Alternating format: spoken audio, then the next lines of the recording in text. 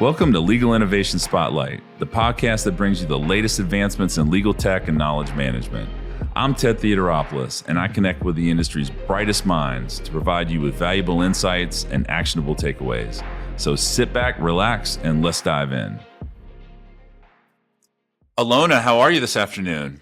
I'm doing so great. How are you? I'm doing good. And Logvinova. That's perfect. Yeah. It looks scary, but it's very fun. It's just like my name. Can you pronounce mine? You see it there on the... Theodoropoulos? Theodoropoulos. Oh, you're right. It is really, it is very phonetic and You did better than I did. It's basically Theodore with an opolis at the end, but it's very intimidating. And my first name is Theodore too, so I'm Theodore Theodoropoulos. Oh. The extra emphasis. There you go. It's built in. Yeah, I think my parents lost a bet or something, but I'm a junior, so they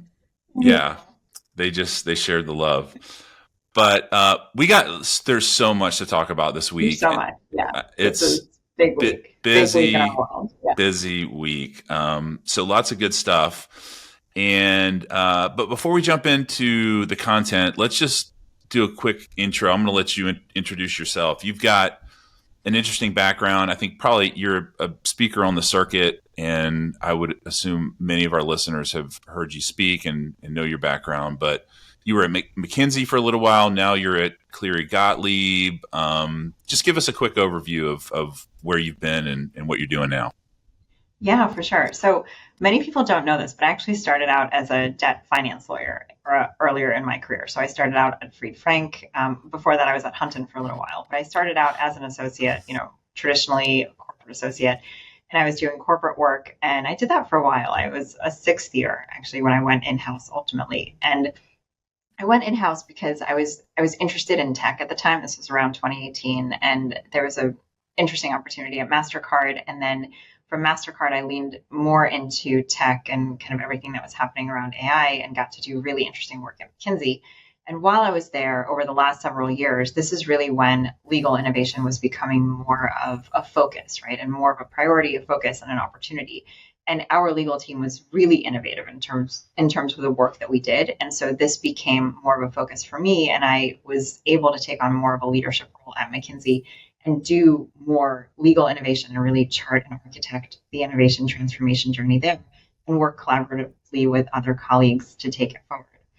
And now at Cleary, it is immensely, immensely exciting to be able to do this work at a law firm where I think right now, transformation journeys at law firms, this is the moment where I think it has priority, it has necessity, it carries the competitive advantage if you can do it right. And what's really exciting for me here is that there is the momentum and the support across the firm and really at the leadership level in terms of being focused on this and prioritizing this and understanding the need for that transformation journey. So really excited to be here, excited to have this conversation and to dive in. Yeah, awesome. Yeah, Cleary, they're longtime clients. We were back in our AcroWire days. We helped you guys with some intranet stuff, and I know we're having some conversations again. So yeah, we're familiar with the firm and fans. So that's a great transition because we were going to talk about innovation, transformation in legal. Yeah. And before we jump into that, though, a couple of things have happened since you and I spoke the last time and kind of mapped out an agenda. You wrote an article that I thought was great and thought-provoking, and you had talked about kind of a paradigm in terms of capabilities and how to frame or package those capabilities. And you used kind of a web browser, analogy or metaphor where, maybe different capabilities are like tabs in a browser. And, it's interesting that the world has been trying to move in that direction for a long time. I mean, I forget what Google's OS is called, but, Chromebooks essentially have tried to transition people from thick client apps. I'm one of those. I'm not letting go. I love the desktop version of Outlook and the desktop version of Excel. Yeah. But like I have noticed that like as we've hired the younger generation here, they just use the apps in the browser. Yeah. So it seems like things are moving in that direction. But tell us a little bit of kind of what you were thinking with that and how you see those capabilities being packaged up and exposed. Yeah, Um, yeah, yeah. Yeah, this is something that was fermenting for me for a little while in terms of what it means, where, the direction of travel of legal technologies and capabilities and what it all means. And I like that you use the word capabilities. That's how I like to think about legal tools and technologies. They're not just tools. It's not just a piece of technology that we're using, but it's really an augmentation and enhancement of how we can work. And so it's really a new or extended capability. And I think each of these tools that we're introducing now, at least the off the shelf, tools that are being provided by a lot of the legal tech vendors out there, each of them in its own right is a capability or a set of capabilities. And in parallel with that, there's a trend happening more broadly, which you just touched on, which is that everything is sort of moving from desktop to web app. And I think that's really a function of meeting people where they are, because everyone, you find yourself in your user journey in the course of an average day, you tend to be in your internet space, right? You're reading articles, maybe you're on Gmail, maybe you're doing something else, right? But you're always sort of in your browser in one way, shape, or form, and you're in your inbox. And so you have these certain tools that just make up a part of your entire workflow. It's your inbox, it's your browser, and then it might be something else. Maybe it's Slack or Teams or something else. But and your document management system, whatever that is. But you're moving across these tools all the time. And I think where you stay anchored most of the time is that browser. And so now what we're seeing is that these tools that are coming forward, they are essentially becoming tabs within that browser. And so rather than just having your internet or your news source or your Gmail or whatever it is, you now have this kind of rainbow of capabilities all in your internet browser. And that I think is a really beautiful thing, because what the vendors are doing is they're basically meeting us where we already are. They're not giving us a new app. They're not saying go here and do this, but they're saying go to your browser tab. That's where you already live. Now you just have to click on a new tab and you can have, enterprise search or data extraction or, summarization or whatever it is that we're enhancing for you. And it's all right here for the taking. Yeah, I'm trying not to laugh because it's so funny how what's old is new again. Like, so Always. Yeah. back in the 80s, like everything was mainframe and dumb terminals and Mhm. essentially thin clients, and then the client server movement really took hold in PCs where you had thick clients and everything was running locally and you had um minimal dependencies on a back end. And now we're transitioning. It's like mullets, man. Like mullets are back. Then Shoulder pads, flare jeans. right, like Yeah. socks. Like kids are wearing Yeah. the high socks Yes. again. I don't know. I'm pro high socks. I Are don't know. you? That's I not can't. commercial. I got to get used to that. I'm still the no show socks are still kind of my go Yeah. to. But it's funny how in life, not just in fashion, in technology, what's old Yeah. becomes new again. In your article, the first item that you listed in I'm sure you probably don't have this memorized, but when you talked about like kind of one tool per tab, you talked about enterprise search, Yeah. and that's an area we're not an enterprise search provider. We leverage it's now called Azure AI Search, used to Mhm. be Yeah. Azure Cognitive Search, and we do a lot with it, but we don't.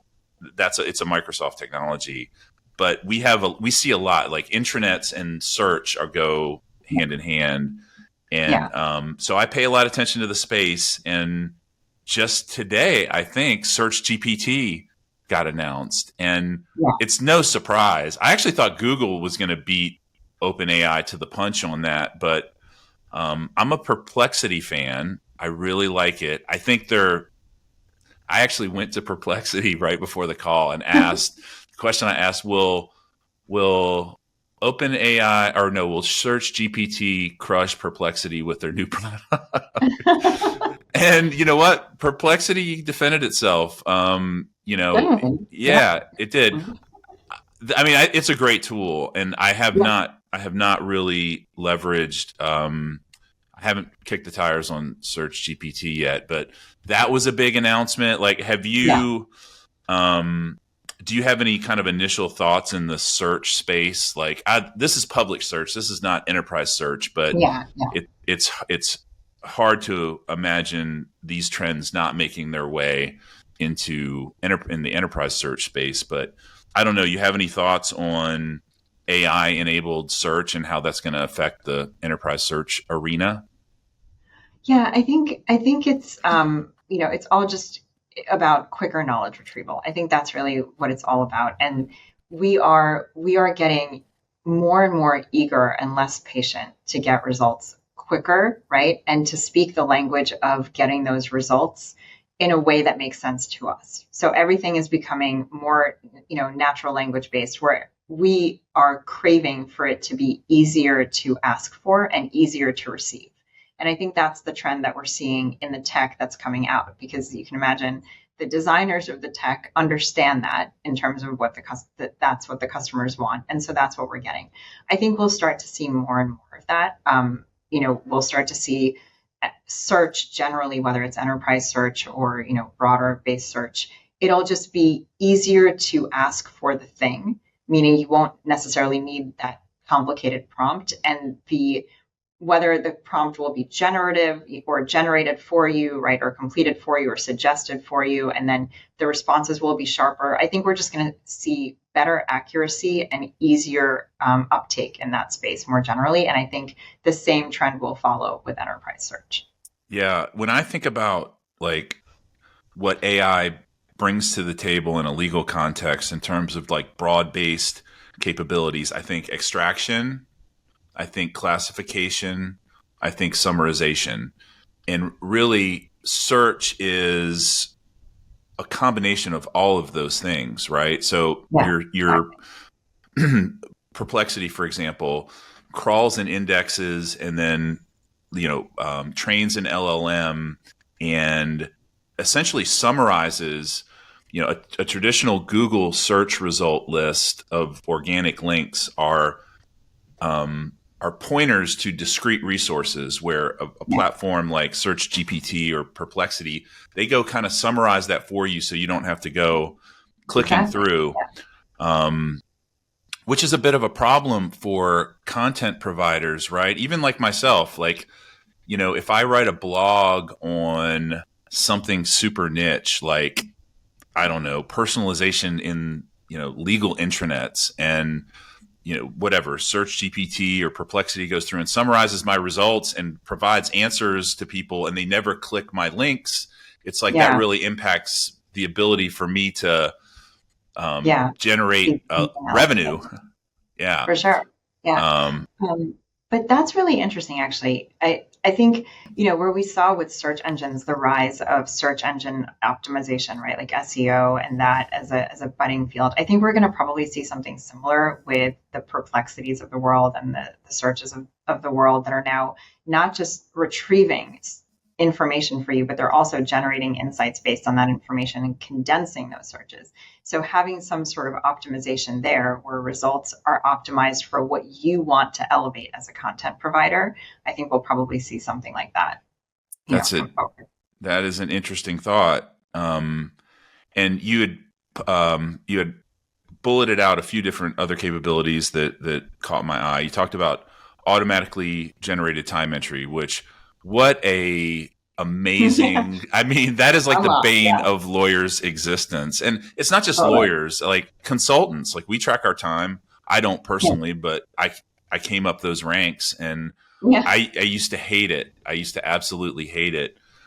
So I mean, I know there are some players in that space, like Laurel is one example Mhm. but I don't know where the state of that market is, but I see that as being totally transformative and just having a massive financial impact on law Yeah. firms because that's, the delays and the leakage and all of that.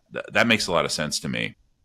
Yeah, and it's also a way to be more data driven. So if and it's two things. It's actually one is behavioral and one is more business focused, which is the data driven piece of it. But the behavioral piece of it, I think we're seeing this trend now too, where people are eager to be editors rather than original drafters. And so it's just harder to do something on a blank page. And that's why I think, more broadly and kind of philosophically, but also practically, it's really appealing to us to have ChatGPT or OpenAI, whatever the LLM kind of backed service is, to have it generate the first draft of something, or to have it be our strategist to suggest something that we can then iterate on.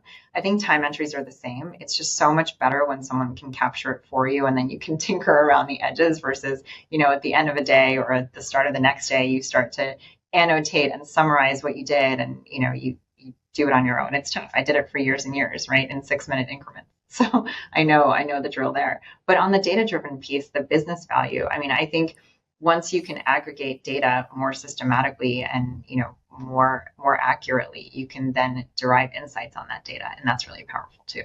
Yeah, you talked about another bullet point that caught my eye as well. You talked about data storage for your documents and knowledge, and storing documents in one place. And having been in the legal tech world for a while, I've been hearing law firms express the desire to use SharePoint as a DMS forever, and it's never worked.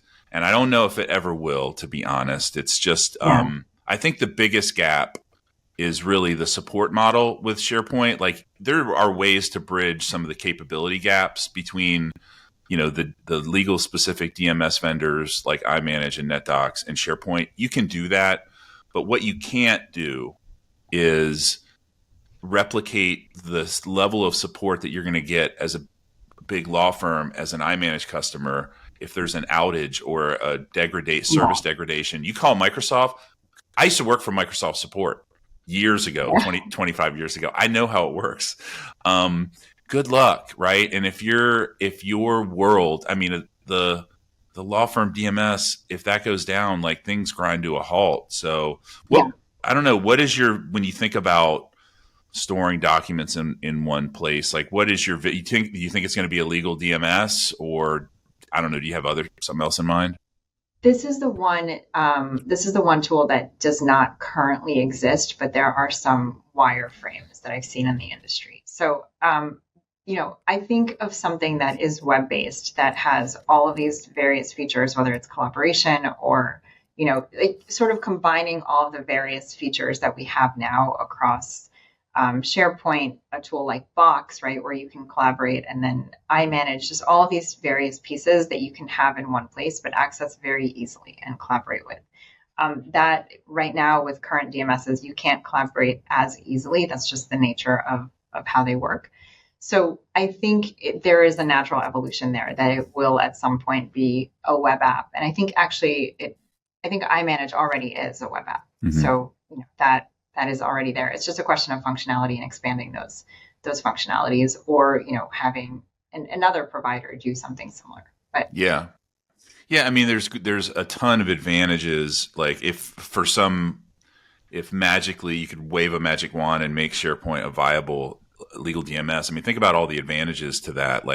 Just having Copilot have immediate access. I know the iManage and NetDocs say that there's a connector now, but I've been trying to get somebody from iManage on the podcast. I haven't been successful yet to explain how this works, but there's no way. There are dozens, sometimes hundreds of terabytes of data in a DMS, right? So Copilot can't have access to all that. It's just there's not enough bandwidth there to make that happen. So I'm assuming, I could be wrong about this, but it's some sandbox where you can pull things into. Copilot can gain access, secure access, and do its thing. But yeah, that'll be neat to see how things play out.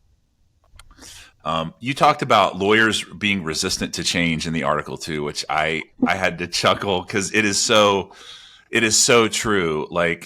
I was beating the M365 drum 10 years ago, and I was way too early. And I did 22 roadshows in, I think it was 2014, about M365 and like how this is the future. And again, I was just way too early. But yeah, so how, especially now that you're back on the law firm side, like how are you managing that resistance to change and mitigating it?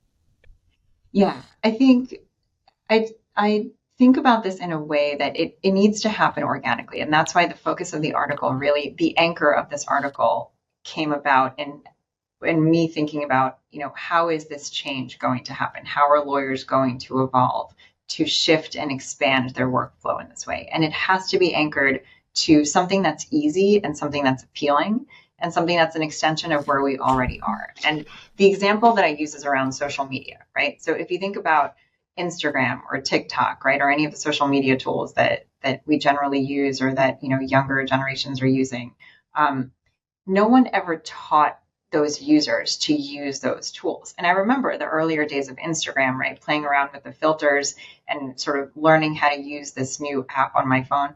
And it was fun. It was really engaging. It was really just interesting to use the sepia filter on my photos. I was like, wow, this is so cool. It feels like I'm using a film, like a Leica camera or something like that. It just felt really engaging. And I think if you have that level of user experience in a tool, that's when you really start to engage. And that's when you start to naturally kind of go with the flow of the change management more organically. I think if it's forced on you, if you have to use something and it's not native, it's not, behaviorally something that's familiar, that's where you run into the biggest change management frictions. But what I'm excited about now, which I think is really a different era than we've ever been in before in legal, is that the legal technologies that we're seeing do have that sort of easy and inviting UX look and feel. And they do have that value add and that proposition that you can do something in a way that's really engaging, that's cool, that's interesting. You can summarize things. You can have, iterative arguments that are proposed to you. You can have counter arguments proposed to you. You can do things that are quote unquote cool and that are really just interesting. And I think that will be engaging enough for lawyers to give it a try, because it's curiosity. It's something that we tend to engage with as people. And I think it's no different as lawyers. Lawyers are people. So that feels compelling. Most of them are anyway, right? Most of them, yeah. So how important is this to, in order to transform, you have to get lawyers to adopt the change, and how important are innovation and transformation to these law firms staying competitive, where, in the past, when you think about the white shoe New York law firms, I mean, their differentiator really are their reputation, their batting average. I mean, it's not been technology, right? And that would be a really big shift. How do you see this change, all these technology advancements changing the games in terms of competitive landscape? The legal profession is all about its clients. You can't really have a law firm without clients. And so it's generally always a client-driven business. And what we've seen, I think, in prior decades is that the services match up with the behaviors and the norms and the practices of clients. And that's where you find the greatest success. What we've also seen is that there has been an evolution across clients, across industries, across companies generally, in that most companies, we've seen them become technology companies in one way or another, right? And then from becoming technology companies, we've seen them become data companies. That's just sort of the natural evolution. Even companies that we don't expect to be technology companies define themselves as that. And so naturally, they've now extended to be data companies. By extension, if those are our clients and that's how they define themselves and their business and their operations, it only makes sense that we, as their professional services firm and their service providers, also have to focus on data and technology in this way. Because if they are prioritizing it, but we are not, there is a mismatch in priorities and a mismatch in sort of how we are defining our value proposition to them. And that I That think is really kind of what defines the competitive advantage, the competitive necessity, really. yeah, that is a great point. So I spent 10 years at Bank of America in a number of roles. I was mostly technology related roles, a little bit of anti money laundering, which was super interesting work. But I got to know also some time in corporate audit, which gave me like a really interesting cross sectional view of the entire enterprise. And what I learned during that time is exactly what you just said is Bank of America, its differentiating factor, it used to be a number of different things. Its size, its scale, its stability, its footprint. Today, it's its technology. It's its Yep. mobile app. Is its big? It's shutting down branches right and left, Yeah. and it's able to do so because. And now, me as a entrepreneur and a consumer of banking services, I was a Bank of America customer during PPP. Everything went right in the tank. Yeah. I couldn't talk to anybody, so it was a huge trade off, right? And I went back to to a community bank, and their technology is terrible. Like depositing a check, like just today, they've been down from CrowdStrike since what was that, last Friday? Friday. Oh I my gosh. couldn't even deposit a check. And That's crazy. the platform that they use is provided by FIS. They're a Fortune 10 company, I think. They used to be a client of ours at AcroWire, our predecessor company. They're massive. So to think that anyway, that's a sidebar. But you're right. They are. I mean, Bank of America is really a technology company now, and Yeah. if you're going to be a partner, whether it's a marketing partner or a legal partner, that really does make sense. Yeah, yeah. You just have to align priorities. And then, if those and it is interesting because I do think financial services started focusing on technology probably somewhere between 5 to 7 to 10 years ago. And they really started building up, their internal software engineering and development departments and building up technology to run their operations and then to be part of their value proposition. So, growing into aligning with that prioritization, I think that's where law firms are finding themselves now. You and I had a really interesting conversation in New York. There were a number of interesting topics we talked about, but one of them that I really caught my ear, and I wanted to see if we could expand on that a little bit. You talked about like augmented and virtual reality and quantum computing in legal, and like catch me up. How do those concepts? Where do they fit into the bigger legal services picture? Yeah. Oh my gosh, this is one of my favorite topics, and that was such a great conversation. So, so here's the thing, right? I think the tech that we're seeing right now, it's not just about AI. I think everything right now is moving in parallel, and all of these technologies are emerging at different speeds, but they're all moving forward at the same time. And so we have AI, we have quantum computing, which is also expanding in terms of how accessible it is, right? Right now, it's a giant supercomputer and it's not that accessible. But think about the computer back in 1984. It was big, it was clunky, right? It was only a desktop. But now, if we think about what quantum computing enables, it's essentially incredibly fast processing speeds. And so you can do things much more broadly across a broader spectrum of information, broader set of data, right? Much more quickly, and you can just do more at the same time. So there's a simultaneity, there's a speed, there's an accuracy that's just activated immediately. And then if it's augmented by AI and also created through AR, VR as an immersive experience where you can essentially move between digital and analog worlds pretty seamlessly because you can have your headset that you can take on and off, or you have your glasses that you put on and take on and take off and put back on. But basically, it's the tech that will get smaller and sleeker that will enable this sort of duality that we can move through pretty seamlessly. And then if we think about something like the metaverse, which is Web3, the metaverse is synonymous with Web3, that can enable us to create our own digital architectures where we can then, exist in these spaces. We can create our own, activities, clothes, right? Things, ways of interacting businesses in these digital worlds. And that's all powered by AI, that's powered by quantum, and everything else that goes with it. So it's the convergence and the emergence of these emerging technologies that to me is super interesting. And of course, as we think about all this, we have to think about the risks, because quantum is making cyber, more challenging. But at the same time, that's why, as an AI lawyer at heart, we have to think about the challenges as we think about the opportunities. But I'm very much a techno optimist, and I think we can get through the risks if we focus on them and we focus on the governance in the right way. Yeah, I just can't help but laugh when I think about like a senior partner putting on an Oculus. When I Yeah, started in legal, and actually, I'll say, what is this, 2024? 10 years ago, when I was really out doing a lot of in-person stuff, I saw typewriters still 10 yeah, years ago. So to yeah, think that we're going to go from that to strapping on a headset and deposing a witness virtually, or yeah, that's yeah. an interesting leap.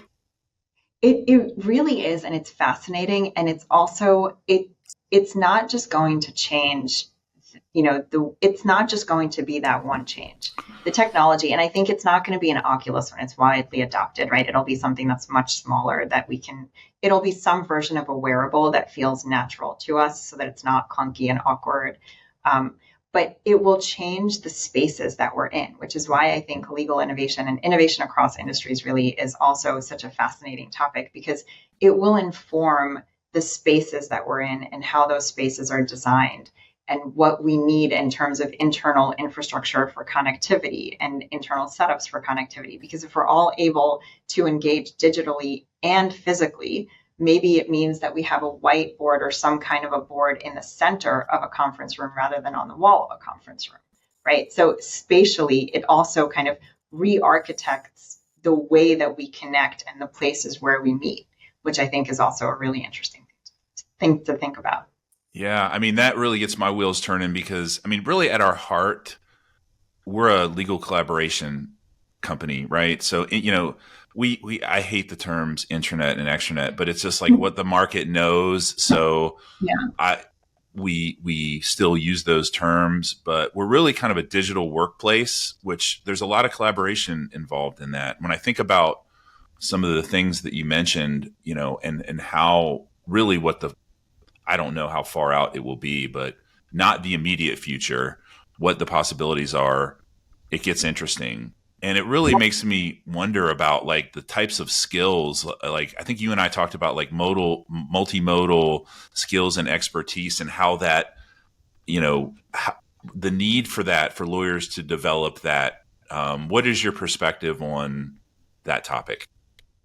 Yeah, for sure. I think that is, and I actually do think it's a more immediate future than we anticipate. I think we're already starting to see people, wear kind of AR, VR headwear or glasses or whatever it is. I think it's much more present than we acknowledge. But kind of putting that to the side for a second, I think the skills that we'll need are much more anchored in problem solving and focusing on how you problem solve, how you learn, how you inject the capabilities enabled by technology into your reasoning, into your problem solving, and into your delivery. Because all of that, if you're not doing that, then someone else is. And that's this phrase that we keep hearing in our industry, which is that AI won't replace lawyers, but lawyers who effectively use it will replace lawyers who aren't. I mean, I think that's just the case across the board. And if we're not going to be sitting there using an abacus when we've got a really powerful calculator. And that is really meaningful. So thinking about how do we, and that's why I am so focused on the integration of technology into the workflow and into how we are delivering our work. Because I think it's not just about going faster. It's really about doing something in a better way that enables better quality and better delivery. Yeah. What about other kind of unrelated skills to the practice of law, like data science and engineering and design? I mean, it seems like, when I talk to guys like, like Joe Green from Gunderson, super Yeah. super smart, understands technology at a really detailed level and AI, but former practicing attorney. And I remember they were like maybe the third guest on the podcast, and I'm like, when I think of attorneys, I think, again, I don't know which hemisphere is which, I forget, but the hemisphere that's very language oriented and communication, and that's not what engineering and data science, that's the quantitative hemisphere of the brain. And the reality is you kind of have to have a little bit of both these days to really operate effectively. Do you agree with that?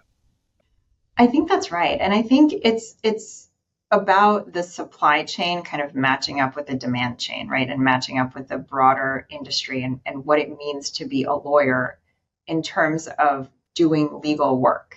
And how is that changing in our industry, generally? I think it's now obvious to us that corporate transactional work is heavily anchored in paper, and that is what legal practice is today.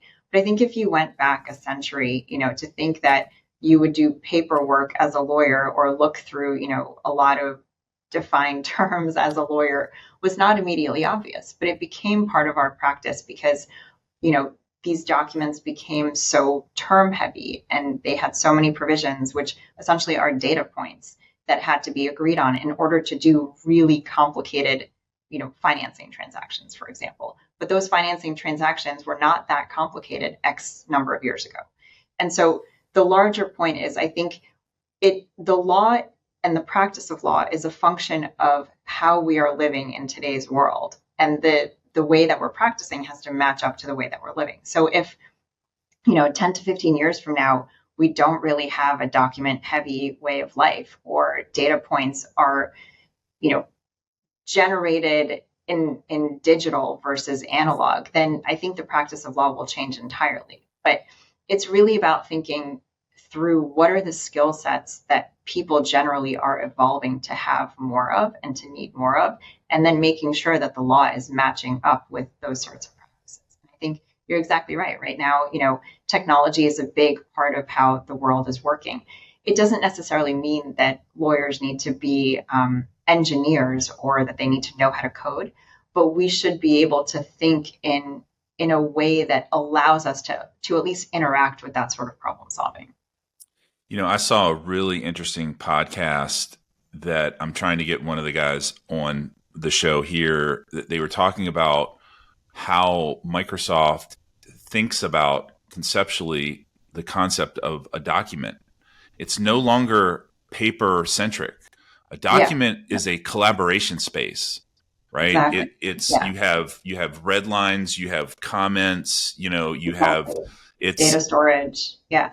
Exactly. You have pointers to other resources. It's really become a so that we're talking about AI and technology and adoption. Like, I've been having a lot of conversations and thoughts about where we are kind of on the hype curve, and that relates to AI adoption, in my opinion, right? Like, the peak of inflated expectations, that gets there because people have not yet had a chance to really immerse themselves in the technology, right? It's marketing throwing messaging out into the market and people getting excited, and people who act like they know what they're talking about all the new capabilities and how it's going to change everything.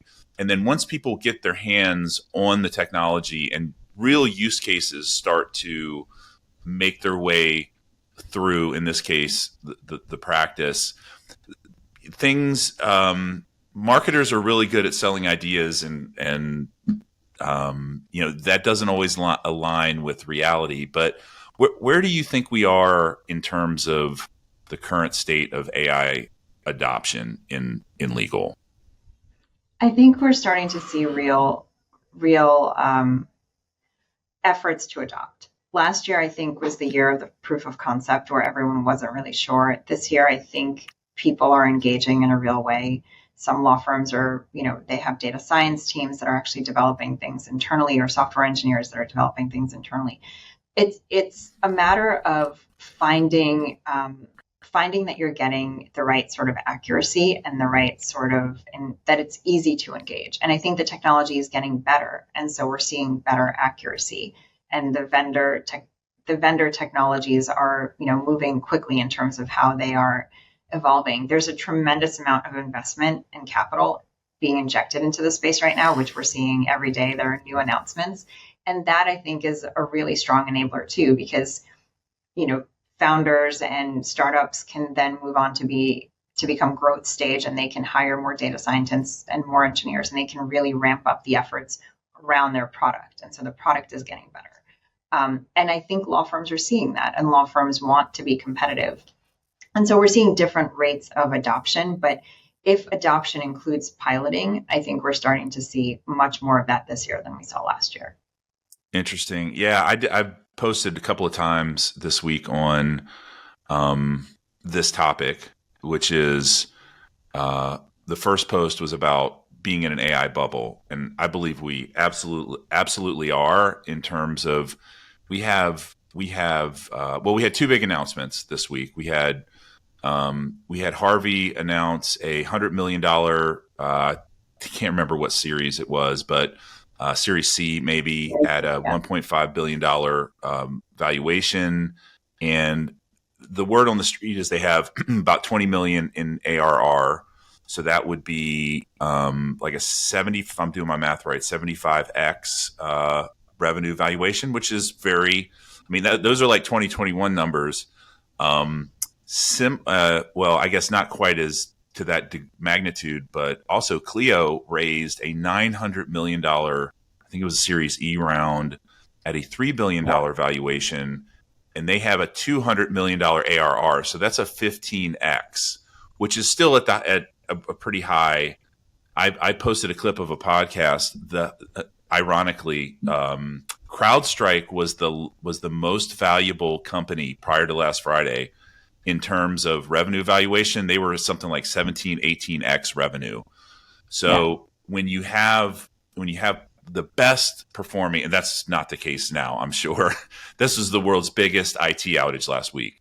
You don't want that on your resume. So we're seeing like just a ton of exuberant investment and huge checks being written. And, as a bystander, I'm thinking, okay, anybody past Series B expects 3 to 5x. The goal is 3 to 5x their investment, right? Series A and seed rounds, they expect bigger returns because they're taking more risk. So when I think, okay, what has to happen for somebody in a scenario like that, let's just call it 20x revenue, like how are they gonna, the growth that would have to take place is extraordinary, and the market has to be there to support it. Right? The total addressable market has to be there for these companies to have this growth. So it's like, I don't know. What are your thoughts on, do you feel like we're in a bubble? And, not any specific company, but just in general with AI, do you feel like we're where we should be, or do you feel like maybe things are a little inflated? I think of it less as a bubble and more of, I think of it as a trend forecasting exercise, or sort of showing us the direction of travel and where things are headed. So to me, when we look at Clio and Harvey, to me that says that the future is around cloud and sort of and more of a Gen AI automated workflow. And I think that's right. So, to me, putting the valuation aside, that thesis to me makes a lot of sense. And I think the excitement that we're seeing in legal tech right now from a capital injection perspective is around the automation opportunity, which also is very real. There is quite a lot in the legal services value chain that is very amenable to automation. And that's also exciting because now we actually have real technologies that can address that, which has been an unmet need for some time. And now we can actually apply more expert judgment to do more complex problem solving as lawyers, which really is the fun part. So I think of it in an optimistic way. I think that's why roles like mine and the innovation space generally in legal is so exciting right now, because this is really the first time that we've had this sort of tech capability and tech integration optionality so that we can see what we can do in terms of transformation. Yeah. Have you had a chance to kick the tires at all on Copilot 365? A bit, yeah. And then that's the same. Yeah.